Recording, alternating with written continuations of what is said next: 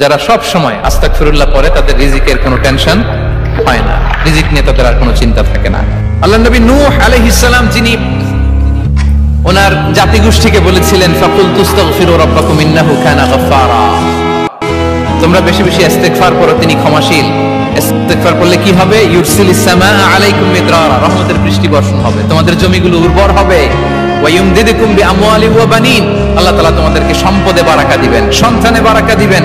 ওয়া ইয়াজআল লাকুম জান্নাতিন ওয়া ইয়াজআল লাকুম আনহারা, তোমাদের ফসল ক্ষেতগুলো সবুজ শ্যামল হয়ে ভরপুর হবে, তোমাদের রিজিকে বারাকা নেমে আসবে। তাহলে আমরা যেন বেশি বেশি ইস্তেগফার করি। বিষ্ণু ইসলাম বলেছেন মান লাযামাল ইস্তিগফার জাআলাল্লাহু লাকুম মিন কুল্লি দিকিন মাখরাজা ওয়া মিন কুল্লি হাম্মিন ফারাজা ওয়া ইয়ারযুকহু মিন হাইসু লা ইয়াহতাসিব, যে সব সময় ইস্তেগফার করে তার কোনো টেনশন থাকে না, তার জীবনে দুশ্চিন্তা আসে না, আর এমন জায়গা থেকে আল্লাহ রিজিকের বন্দোবস্ত করে যেটা সে কল্পনাও করে না। সুবহানাল্লাহ বিহামদিহি। আমরা যেন বেশি বেশি ইস্তেগফার করি।